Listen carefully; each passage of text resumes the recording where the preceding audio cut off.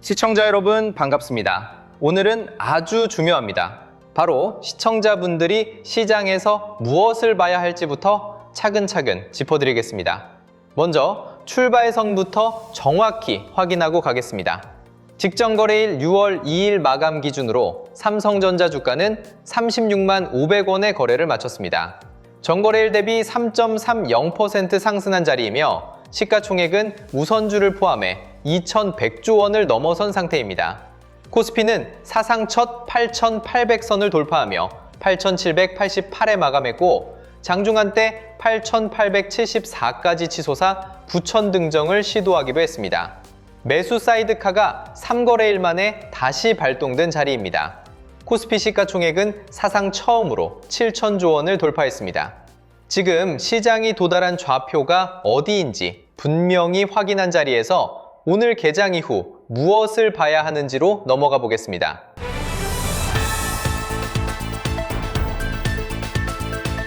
오늘 개장에 가장 큰 영향을 미칠 변수는 간밤 미국 증시 결과입니다. 미국 고용 후조와 반도체 섹터의 폭발적인 강세에 힘입어 S&P 500 지수와 나스닥은 사상 최고치를 다시 갈아치웠습니다. 나스닥 100 선물은 3526에 마감한 것으로 집계됐습니다.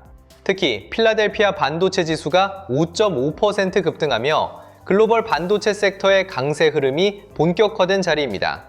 인텔이 애플의 차세대 칩 공급 계약을 따냈다는 소식에 14% 솟구쳤고 마이크론은 시가총액 2천억 달러를 돌파하며 금융 대장주 JP모건을 제친 것으로 집계됐습니다. 이는 한국 반도체 종목에도 매우 우호적인 시그널입니다. 미국 반도체 섹터가 사상 최고치를 새로 쓴 직후의 개장이라는 점이 오늘 시장 방향성의 가장 큰 출발선입니다. 지정학적 변수도 함께 확인하고 갈 필요가 있습니다. 미국과 이란 간 종전 협상이 트럼프 대통령의 최종 승인만 남았다는 보도가 이어지고 있습니다.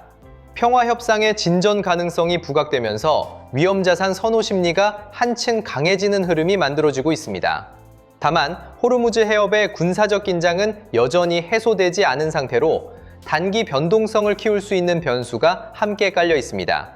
협상이 마무리되면 글로벌 에너지 가격이 안정되고 한국 증시 같은 신흥국 시장으로 자금 유입이 강해질 가능성이 큰 자리입니다. 반대로 협상이 결렬되거나 지연될 경우 단기 출렁임이 다시 한번 시장을 흔들 수 있는 변수로 분류됩니다. 오늘 한국 시장의 가장 큰 이벤트는 따로 있습니다. 엔비디아의 젠슨 황 최고 경영자가 4일 저녁 한국에 입국합니다. GTC 타이페이 2026 행사를 마친 직후의 방한이며 지난해 10월 경주 에이펙 CEO 서밋 이후 약 7개월 만의 재방문입니다. 본격적인 일정은 다음 날 5일부터 시작되며 최태원 SK그룹 회장, 부광모 LG그룹 회장, 이혜진 네이버 의장이 참석하는 한국 총수회동이 예정되어 있습니다. 이재용 삼성전자 회장은 해외 출장 일정으로 불참할 전망입니다. 이번 회동은 서울 성수동 일대 삼겹살집에서 이뤄질 가능성이 거론되고 있습니다. 장소 자체보다 시장이 주목하는 것은 1차 회동이 AI 반도체 공급망 중심의 협력 논의였다면 이번 만남은 피지컬 AI 분야로 협력이 본격 확대될 가능성이 거론된다는 점입니다. 업계에서 전망하는 이번 방안의 핵심 의제는 4가지로 정리됩니다. HBM, 즉 고대역폭 메모리, 첨단 패키징, 차세대 AI 가속기, 그리고 파운드리, 즉 반도체 위탁 생산입니다. 4가지 의제 모두 삼성전자가 직접 관여하는 사업 영역이라는 점이 핵심입니다. GTC 타이페이에서 엔비디아의 차세대 AI 가속기, 베라루빈의 본격 양산이 공식 선언된 직후의 방안이라는 점에서 베라루빈 공급망에 우선 진입한 삼성전자가 받는 메시지의 무게가 크다는 평가가 이어지고 있습니다. 방안 일정 자체가 오늘과 내일에 걸쳐 시장에 영향을 미치는 핵심 동력으로 작용할 가능성이 큽니다. 방한 직전에 새로 풀린 신선한 재료도 함께 짚어드리겠습니다. 삼성전자 파운드리 사업부가 중국 최대 전기차 업체 BYD를 비롯한 현지 완성차 기업들과 자율주행용 시스템 온칩, 즉 SoC 공급 계약을 논의 중인 것으로 파악됐습니다. 첨단 2나노와 4나노 공정을 기반으로 차량용 반도체 수주 확대에 나서고 있다는 점이 핵심이며 모바일 중심이었던 파운드리 수주 구조가 자동차 반도체 시장으로 확장되는 흐름이 확인되고 있습니다. 테슬라 AIO와 AI6을 위탁 생산하는 165억 달러 규모의 장기 계약, 엔비디아 베라루빈 HBM 우선 공급망 진입, 클로드 개발사 엔트로픽의 전략 인프라 파트너십, 여기에 중국 BYD 자율주행 반도체 수주 논의까지 더해지는 그림입니다. 당초 2027년으로 예정됐던 삼성전자 파운드리 흑자 전환 목표 시기가 올해로 1년 앞당겨진 흐름의 근거가 또 하나 추가된 자리입니다. 자, 이제 오늘 개장 이후 시간대별로 무엇을 봐야 하는지로 넘어가 보겠습니다. 오늘 시장이 봐야 할 신호는 크게 세 가지입니다. 먼저 개장 직후의 갭 방향성입니다. 미국 증시 강세와 사상 첫 8,800선 돌파 다음 거래일이라는 점을 고려하면 개장 갭의 폭과 방향이 시장의 단기 흐름을 결정짓는 첫 번째 신호로 작용할 자리입니다. 다음으로 외국인 수급의 매수 전환 여부입니다. 지난달 외국인은 약 41조 원을 순매도했지만 그 규모는 지난주를 지나며 빠르게 축소된 흐름이 확인되고 있습니다. 코스피가 사상 최고를 경신한 거래일, 외국인 일별 순매도는 일평균 2조 7천억 원에서 약 1,300억 원 수준으로 급격히 축소된 자리입니다. 오늘 외국인이 매수 전환에 성공할 경우 코스피의 다음 단계 진입을 가르는 결정적 신호가 만들어질 수 있는 자리입니다. 여기에 기관의 매수세 지속 여부도 핵심 신호입니다. 지난 거래일 기관은 2조 원 넘게 순매수에 나서며 지수를 끌어올린 주체였습니다. 기관의 매수세가 오늘도 이어진다면 코스피의 상승 흐름이 다음 단계로 진입할 가능성이 큰 자리입니다. 이번 주가 강한 흐름인 만큼 단기 변동성을 키울 수 있는 변수도 함께 짚어둘 필요가 있습니다. 코스피가 한 달 만에 7,000에서 8,800까지 1,500포인트 넘게 상승한 만큼 단기 차익 실현 매물이 출회될 수 있는 자리입니다. 직전 거래일 코스피가 9,000 시도 후 8,500까지 밀린 큰 변동성을 보였던 점도 단기 매물대가 두텁다는 신호로 평가됩니다. 여기에 국내 증시 신용공여 잔고는 사상 최대치를 다시 경신한 것으로 집계됐고 신용거래 융자 잔액도 36조 원을 넘어선 상태입니다. 매수 사이드카가 발동될 정도의 단기 급등 직후에는 변동성이 한 차례 출렁이는 패턴이 과거에도 반복된 자리입니다. 다만 그 출렁임이 큰 그림 자체를 바꾸는 신호는 아니라는 점이 함께 짚어둘 부분입니다. 표면적인 단기 흐름 뒤에 있는 시장의 진짜 주제도 짚어두겠습니다. 디램 가격이 30년 만에 가장 가파른 상승 곡선을 그리고 있는 자리입니다. 올해 2분기 들어 범용 디램 가격은 전분기 대비 45% 추가 상승했고 낸드 가격은 50% 추가 상승한 것으로 집계됐습니다. 직전 분기 가격이 이미 55에서 60% 상승했던 점을 고려하면 두 분기 연속 50% 안팎의 상승이 이어진 자리입니다. 지난달 한국 메모리 반도체 수출은 전년 동기 대비 262% 증가했고 SSD 수출은 7배 넘게 폭증한 것으로 발표됐었습니다. 여기에 한국의 5월 무역 수지는 269억 달러로 사상 최대 규모를 기록한 것으로 집계됐습니다. 가격 폭등과 출하 증가가 동시에 진행되는 자리가 오늘 시장이 강한 흐름을 이어가는 진짜 펀더멘털입니다. 6월 안에 결정돼 가장 큰 외부 변수도 함께 확인하겠습니다. 한국의 MSCI 선진국 지수 편입 여부 결정입니다. MSCI는 미국 모건 스탠리 캐피털 인터내셔널이 산출하는 글로벌 주가 지수입니다. 한국이 현재 분류되어 있는 신흥국 지수에서 선진국 지수로 편입될지 여부가 이번 달 안에 결정될 예정입니다.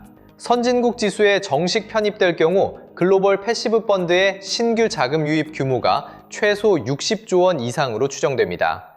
이 60조 원이라는 자금은 한국 증시 시가총액 상위 종목에 자동으로 우선 배분되는 구조이며 코스피 시가총액의 절반을 차지하는 삼성전자와 SK하이닉스의 자금이 가장 먼저 흘러가는 흐름이 만들어집니다. MSCI 결정이 호재 방향으로 풀린다면 외국인 매도세가 매수 전환되는 결정적 계기가 만들어질 수 있는 자리입니다. 오늘 개장 이후 시장의 시선이 6월 첫째 주에서 둘째 주로 이어지는 단계로 넘어가는 분기점입니다. 방한과 함께 시장이 가장 주목하는 변수는 베라루빈의 본격 양산 진입입니다. GTC 타이페이 2026 기조연설에서 젠슨 황은 차세대 AI 가속기 베라 루빈이 본격 양산 단계에 들어갔다고 공식 선언한 바 있습니다.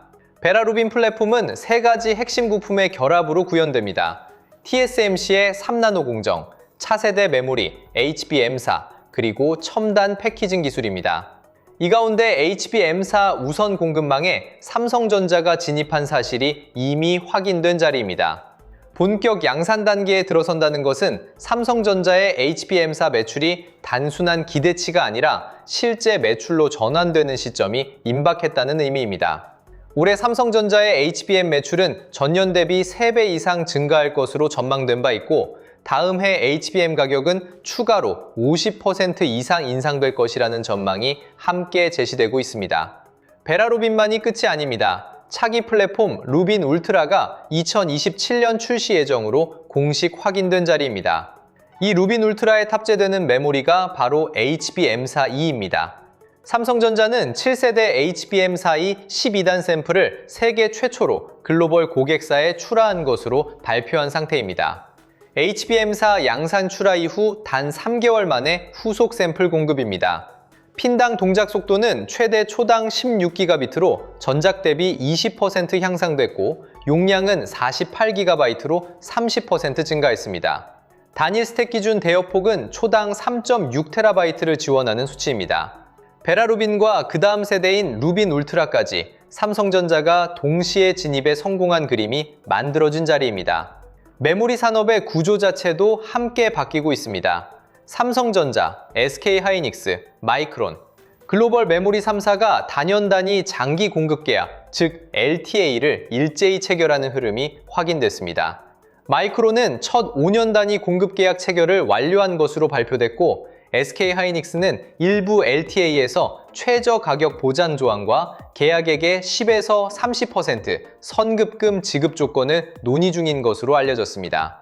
삼성전자는 1분기 실적 컨퍼런스 콜에서 이미 일부 고객사와 단연 공급 계약을 완료한 사실을 공식 확인한 바 있습니다.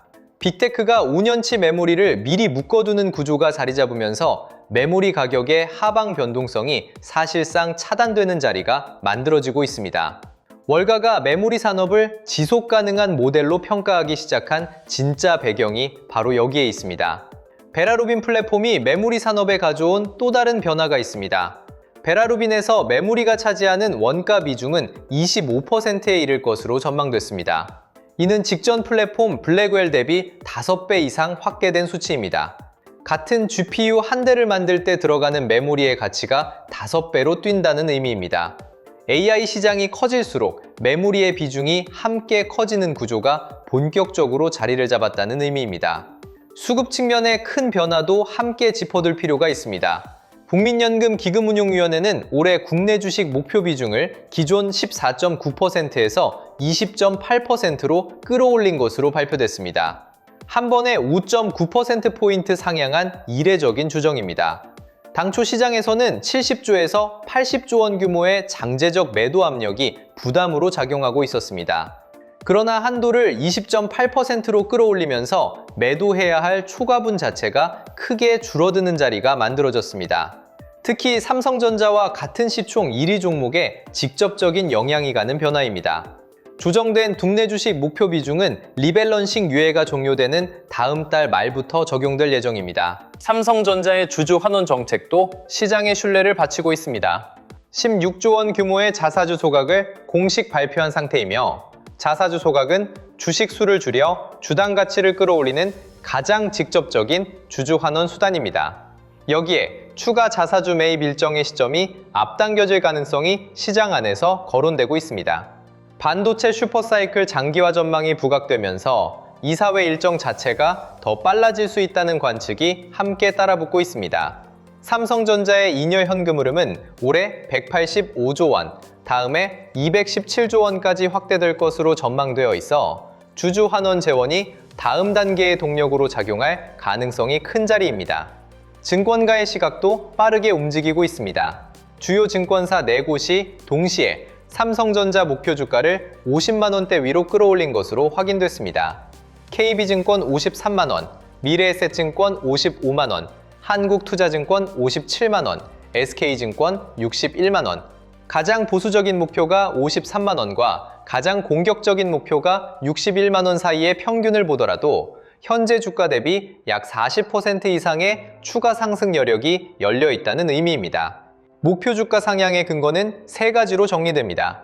장기 공급 계약 확대에 따른 수요 가시성 확보, 다음에 HBM 가격 50% 이상 추가 인상 전망, 그리고 구조적 업황 강세의 장기화 흐름입니다. 지수 측면의 그림도 빠르게 그려지고 있습니다. 글로벌 투자은행들의 코스피 12개월 목표치가 일제히 상향된 자리입니다.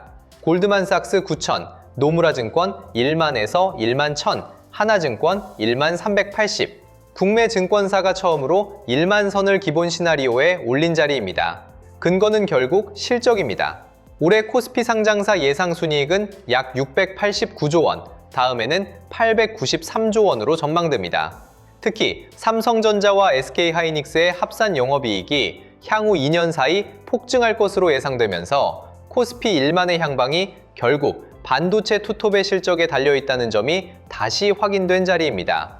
여기에 코스피의 PER, 즉 주가 수익 비율은 약 7.3배 수준으로 글로벌 주요 증시 가운데 가장 낮은 수준입니다.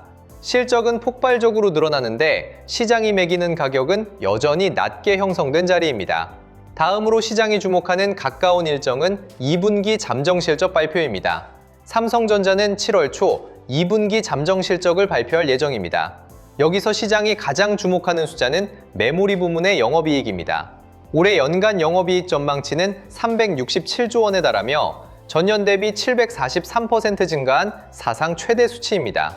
이 가운데 반도체 부문 영업이익은 356조 7천억 원으로 전년 대비 1335%라는 기록적인 성장률이 추정됩니다.